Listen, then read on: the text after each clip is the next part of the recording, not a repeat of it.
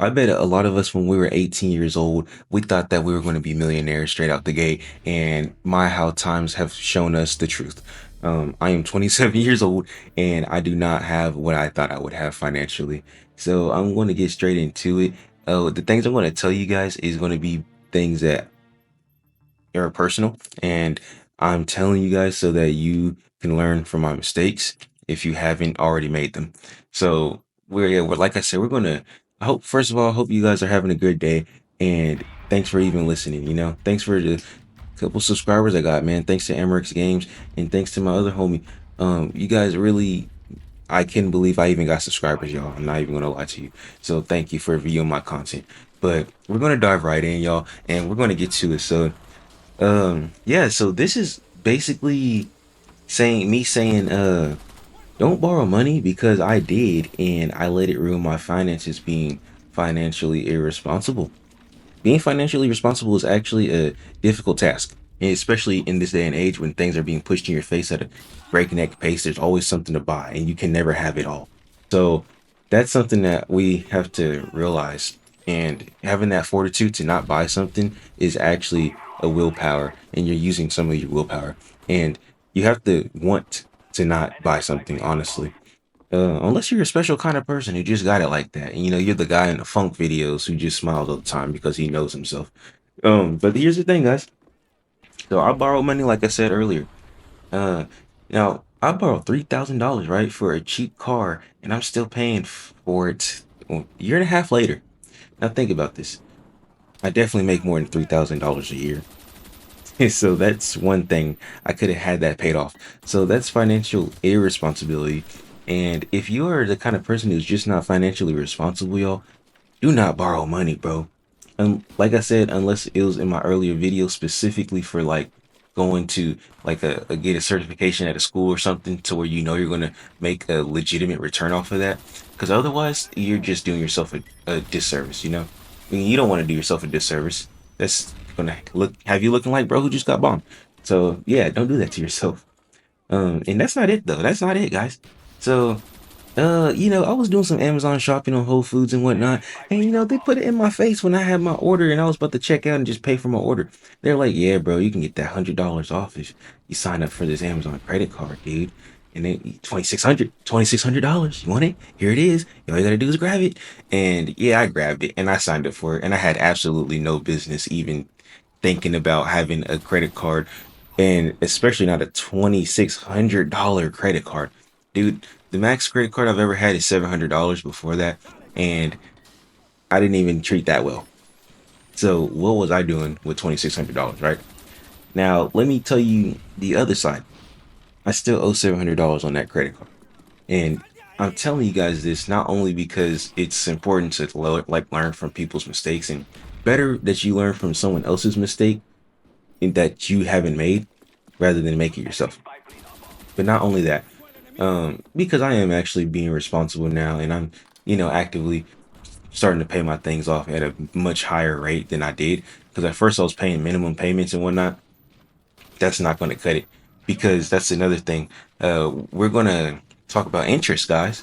Now, I know one of my homies, Emirates Games, he talks about money because he's good with it. And he actually inspired me to even make a money related video, but I can't make one like him because I'm not the kind of guy who only spends less than $10 a day on food, like stuff like that. I'm not on his level. I'm just going to be honest.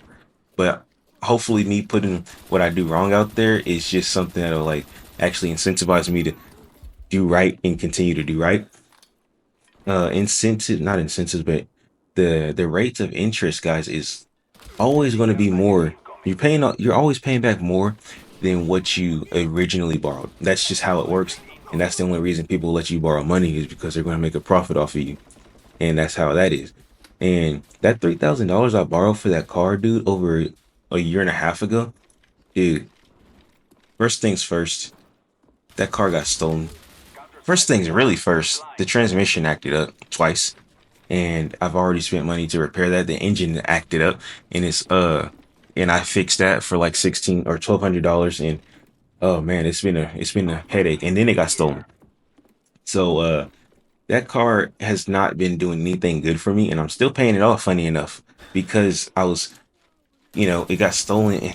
And I reported it to my insurance, but they just really didn't do anything. Like, they asked me for any proof that I had that showed like who's the last person to touch the car. I gave them the proof and then nothing. Usually you get some money back, and that's a whole issue I need to resolve and contact them about. But it's already been like 6 months since they kind of ghosted me, and I'm like, this is an official insurance company. Like, why would they ghost me? But that's something I have to figure out on my own. Um, but yeah, guys, interest is a B word. You know what I'm saying? Because it could be 6%, 7%, 10%, 15. Who knows?